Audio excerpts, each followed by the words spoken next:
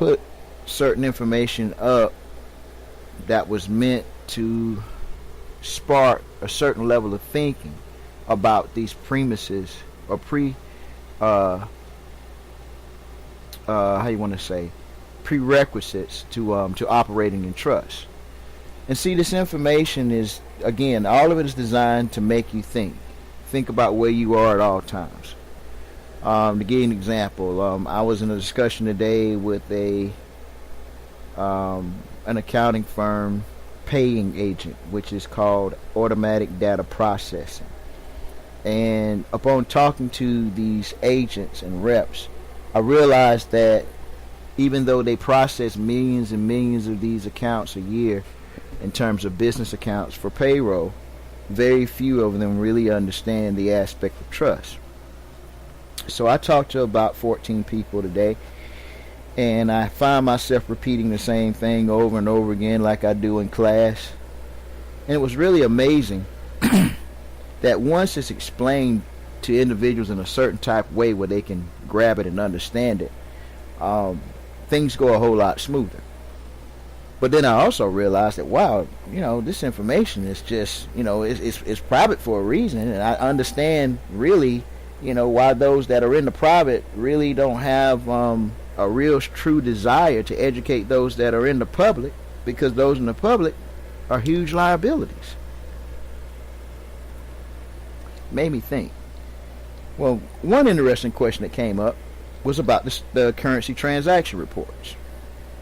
I spoke to someone that was higher up in the entity, and they were very familiar with the CTRs. They say this is something we do all the time because we handle disbursements and things of that sort. And basically we went through the procedure, the process, the verification of transfer of funds, and all that good fun stuff that you guys will eventually learn how to participate in. But anyway, as we went down the line, I realized that these people have been with this company for years. Some of them have never seen a currency transaction report. I was like, wow. Then I explained, someone asked, well, what is the penalty if we don't, conduct this thing properly? So I went through the whole procedures of penalties of perjury, statutes at law. And, man, they're just like buzzing now. I mean, phone has not stopped ringing. It's, Brother Bay can, is this right? Brother Bay, is that right? It's like, wow, I don't run ADP. I'm just, I'm an accountant like everyone else. I just make sure that everything's done properly. But, I guess after they heard the penalties of perjury and statutes at law, things kind of went in a, I guess to say, a better direction now that we have a clear understanding. And this reminds me, that's why I'm going back to the website, because for all you that are in training, I want you to understand the realm that you're dealing with this information. You can go to www.bezelbay.com. You can go down to the actual civics class section. You'll see a tab that says civics class. Go down to where it says Professor Drew. There's an article that I've been going over in class for the last couple of weeks. We're talking about private banking. And as a trustee, you're actually required, it's a prerequisite that you participate in private banking. And in private banking, you have to kind of know that you know that you know. You got to apply these things because, it's essential that you have a firm foundation and an understanding of what you're dealing with. I'm going to go back down to the section that applies to today's topic. Matter of fact, we're going to start with rights to transfer. Alright. In rights to transfer, it says, the right of transfers are beneficial interest in a trust and are freely alienable, meaning there is a lien by the beneficiaries, unless there is valid provisions to contrary in the trust instrument. Thus, a beneficiary can assign, pledge, and encumber her interest and even transfer it in trust for another. Also, if the interest is not conditioned on the beneficiary's survival, it will pass by will or by intestate succession. That's what we were doing today with ADP. In the aspect of a trustee and trust, and we went through the penalty of perjury, we began to discuss the right of transfer. And it was really amazing because, one definition of trust is that it's a secret. So those of you who hadn't figured it out, welcome to the secret society. If that makes sense to you. That's why you represent the 10% of the planet. And when you're in trust properly, you can exercise rights. Because yes, in trust, when it's constructed properly, it does have rights. It also has privileges and other things. But we're talking about the beneficial interest under the right to transfer. It says in trust, beneficial interests are freely alienable, which means there is a lien by the beneficiaries. Yes, the beneficiaries can create a lien. And unless there is a valid provision to the contrary in the trust instrument, thus a beneficiary can assign, pledge, or encumber her interest and even transfer it in trust for another. And that's what we were actually, doing, with ADP. There is a trust that has assets that are elodial. The trust has a trust indemniture.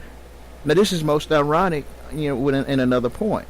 When I began to explain the penalties for not filling out the currency transaction report, the company did not want to encumber a liability. So they have laid down a red carpet to make sure that they're in as fullest compliance as possible, because our agreement allowed us to convert that agreement to a trust agreement, and I was able to assign, pledge, and encumber the trust interest and transfer it to ADP, which compels them to perform.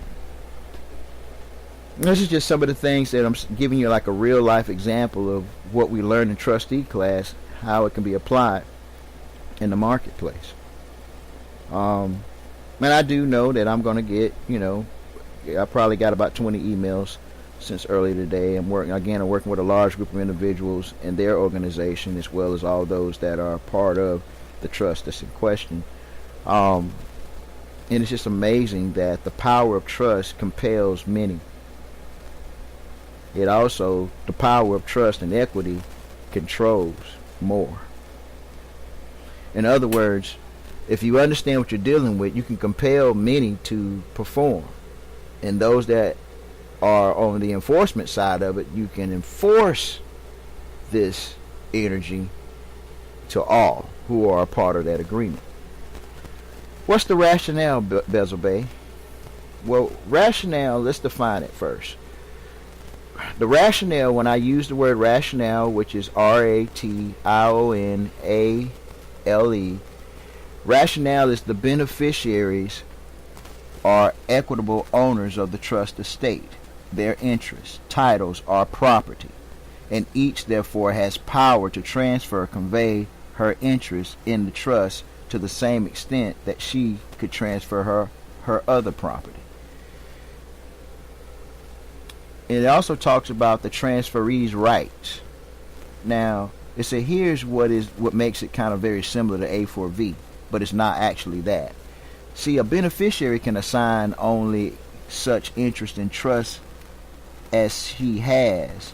The transfer is not a transfer of the trust res itself, but only an equitable interest, meaning a beneficial title therein.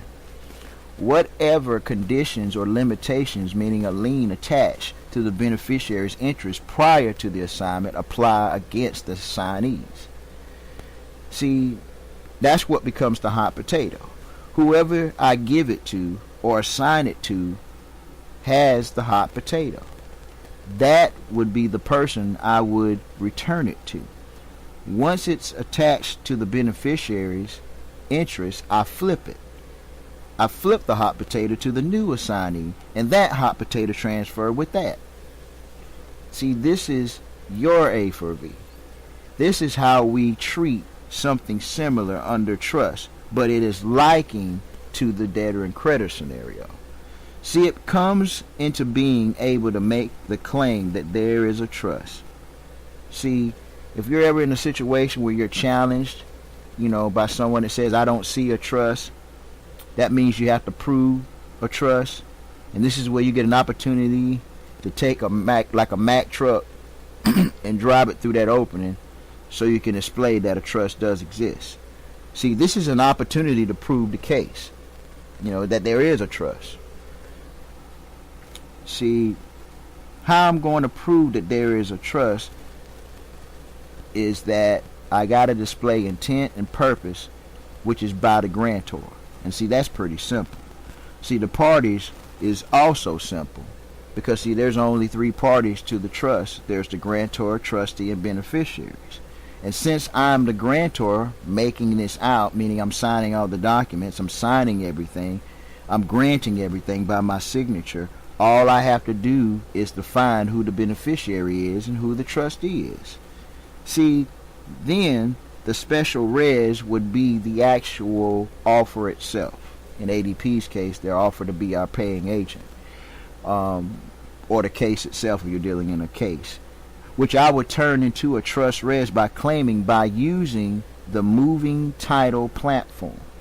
See, if there was not a title, I would have to create the title first and claim that title, then merge that and move that title if necessary, if I wanted to terminate the case, or I could come in and compel the trustee to do the duty for the disbursement. If he didn't do it, there are 2 options there that I have. See, the third step is to collect on the disbursement after I've expressed and proved the trust in the first step. See, the second step would be creating, claiming, moving, and merging the titles. Then step 3 would be collecting on the disbursement. Whichever way I do it, number 2, I'm going to end up with the same thing in number 3, which is what? The collection on the disbursement. See, if I've got a special trust res as property, and I'm putting it into a special deposit. Those of you that are following what I'm saying, the reason why we've taken the great measures with operating in trust in such a way, and those that are part of the compensation package with the trust that's in question, see, that bill of exchange is a special deposit. It's a special deposit. And see, once I put it into a special deposit for the purpose of whatever, I wanted to use it for, the beneficiaries, and if I am the beneficiary and grantor, then the trustee has to do the duty, and that is to say, to pay the obligation, which is nothing more than the same scenario, in any type of mortgage. See, everything is really operating the same way. And see, once you get that model down, you can put that model up and apply it to anything. I mean, anything at all. Any kind of offer that comes into mail, any type of indictment, any kind of charge for a bill, or whatever you want to call it. See, proving the trust. How do you prove a trust, Bezel Bay? You're proving the trust, you're going to use it by, you got to be able to create records, which are evidence.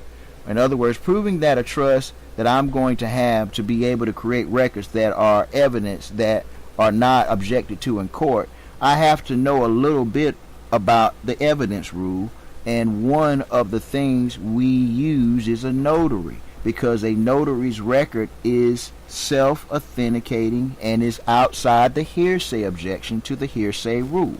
This is why we use a notary on everything. A notary is going to certify it, and that notary record actually becomes the evidence I need to prove the trust, because a trust forms upon the present transfer of trust property, which is the offer. Whatever the trust property is, the special trust res, which I form a record of a transfer, which is one of the methods of formation of a trust. See, when I have 2 records to substantiate the transfer that I've created a trust, there are 4 methods of creation of a trust. And I went over this last week, and I'm going to repeat it again. The first one is the declaration by words or conduct. See, when I'm dealing with ADP, it's my words and conduct. The second is transfer, which is under UCC 3-200, meaning all UCCs under the 200 series, which is negotiation, which is an endorsement, which is your signature, and anytime somebody signs, that is an endorsement. Then there's B, a delivery, C,